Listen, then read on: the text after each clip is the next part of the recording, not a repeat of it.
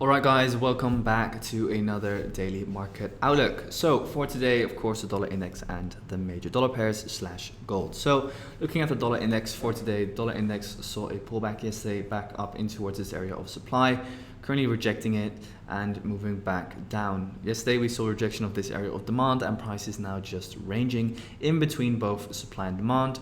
Both zones not fresh anymore and pretty much price is just fighting for control at the moment. So I'm not really liking anything from the dollar index. I was looking at the 1 hour. We do still have kind of like this fresh area of supply located over here, but for the rest, yeah, it's just kind of like rangy. Anything can pretty much just happen.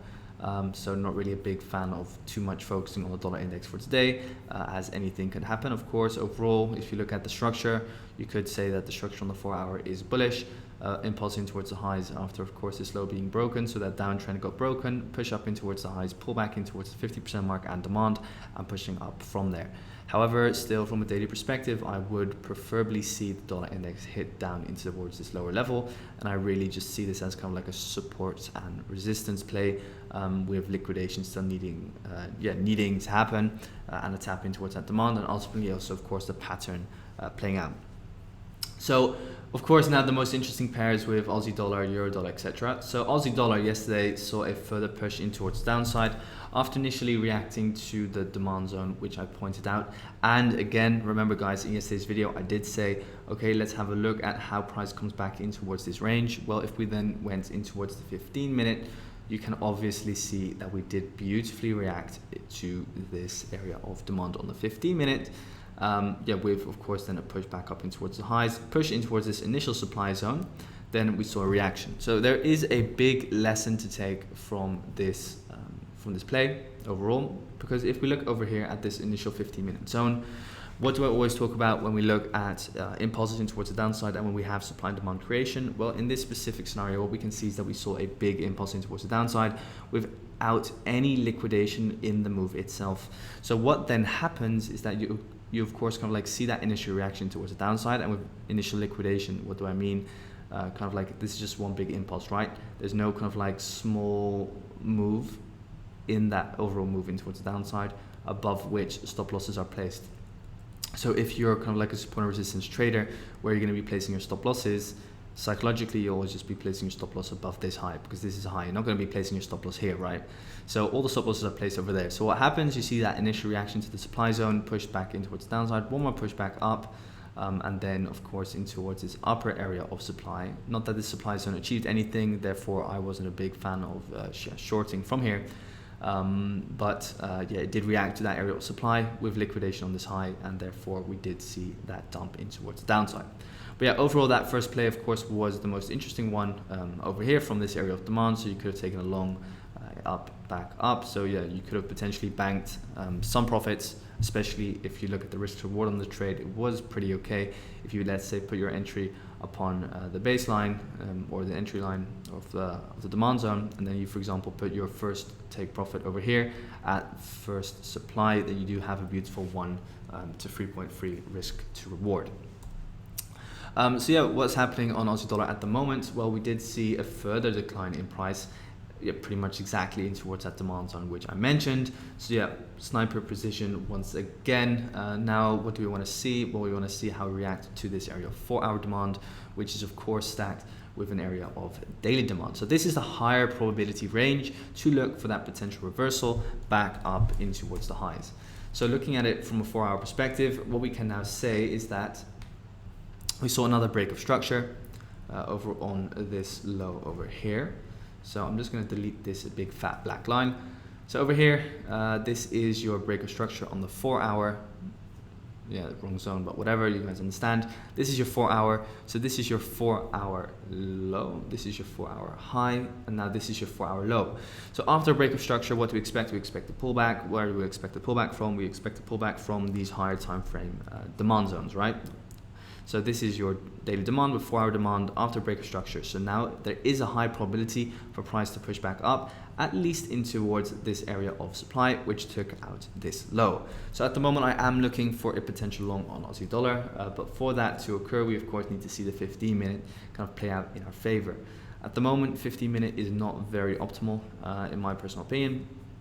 Main reason being is that there's not really any structure inside this leg down, right? So preferably what you would have wanted to see is kind of like these mini structures, these internal structures in the overall, let's say 15-minute structure, which is from that high all the way down towards this low.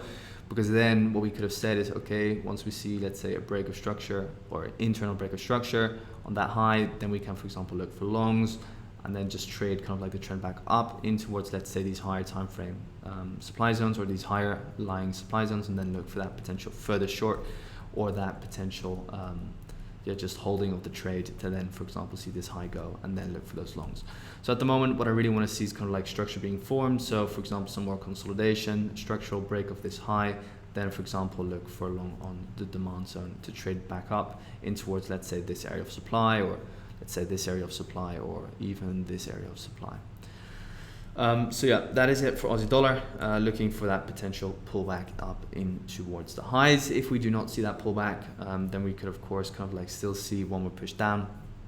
Looking at it from a 15-minute perspective, what would, for example, be nice is one more push down in towards lows, and then, for example, break this high, because then this is a more structural high and there's higher probability looking for longs from this area of demand. Okay, so that's kind of like the explanation on Aussie dollar. So with that said, let's head over to euro dollar. And euro dollar also played out pretty well. A lot of people looking for shorts at the moment. As I mentioned yesterday, I was a big fan of that further upside. Looking overall, we did see that upside up in towards, let's say, this basing structure over here, but hardly any reaction. Now, a lot of people, pretty much everyone I know, is looking for, at least everything I've seen, is looking for a short over here. They have, of course, the fib. They have, of course, kind of like that area of supply located over here. But still, I am being very, very wary of the fact that the daily is still bullish, and we still need that pattern completion, and that this was just a liquidity grab in towards, let's say, these two wicks which form demand to then push price up higher. And as you know, the higher time frame always takes precedence over the lower time frame, so just keep that in mind. Overall, you can of course take a short, because it is logical that we will see a reaction from this area of supply, as it did break kind of like the structural low. So yeah, kind of like the perfect setup is, let's say, forming, because we are seeing, let's say, liquidity high formed over here. And if we see liquidation on that high, we could look for potential short, but I would need to see some very convincing 15-minute price action before I'm really going to engage with euro dollar. Overall, we do not have any fresh areas of supply as well over here on the 15. If we look over here, this supply zone already got tapped out, this supply zone already got tapped out, and this supply zone over here, which was fresh with liquidation on these highs, got reacted to over here. So you could have looked for potential shorts if you, for example, saw a change of character on that low. This is your supply, and then kind of like trade that sell. However, that 15-minute zone over here was not stacked with 4-hour supply, and therefore just much lower probability trade. So yeah, we'll just wait for price to get in towards that 4-hour area of supply, wait for new 15-minute supply to be created, and then look for potential short back down. And I would be in favor of trading it back down, let's say in towards this candle over here, which is your 4-hour demand, and took out this basing structure over here, to then look, for example, for higher time frame continuation. So let's say you see this, and then this, for example. So yeah, that is euro dollar. Then pound dollar, very rangy still, not much going on at all. Not a big fan, still waiting for potential lower levels. Overall, yeah, just kind of like, yeah, you can see yourself as well, just ranging in between price, not much going on. From a 15-minute perspective, there are some opportunities, but nothing really that kind of like, yeah, that I'm looking forward to. Let me put it that way. Wrong pair. But yeah, that's pound dollar. Not really looking forward to anything, just looking at the 4-hour. Kiwi dollar, but Kiwi dollar, what a trade that was. Wow, wow, wow. Inside the Discord, free link is in the description down below. I did mention that I was already last week when price was still here, I was looking for it to push down in towards the lows, in towards at least this zone over here, 0.61. Called it perfectly. So yeah, at the moment what we're seeing is that for the downside, everyone pretty much just saw this trade. Very beautiful trade. Overall, looking at the daily playing out beautifully. Now I would love to see at least this zone get hit, and after that, depending on how we react, of course this zone over here get hit at around 0.59697. Looking at it from a 4-hour perspective, this was an absolute beauty. 4-hour just really clear with, of course, the supply zones that we had, daily supply, and of course us targeting these lower areas of demand. But on the 15-minute, that's where everything went down. Pretty much exactly as I explained yesterday, we reacted to supply over here. This high is kind of like buy before the big sell-off, liquidation occurring on this high that we had over here. This is kind of like your liquidity high, and this is exactly what I would like to see on Aussie dollar, like liquidity highs like that. Then we came up in towards the highs with kind of like this ascending channel pattern. And guys, these patterns, I swear they always work. Pretty much kind of like a, and if you just look at it, like a 1, 2, 3, 4, and boom, sell off in towards the upside, downside, pull back. We saw a change of character, pretty much beauty. No break of structure, by the way. Let me think. I'm not going to dive into it fully, but overall, beautiful change of character over here. I'm going to do a break of structure breakdown, of course, inside the Discord community, link in the description. But yeah, overall, just beautiful change of character. I think this is the change of character low.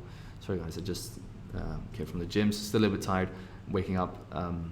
So yeah, push down, pull back, and then of course, kind of like that dump in towards the downside also with that news confirmation. Yeah, just beautiful trade overall, and in towards that area of demand for 1 to 5.83.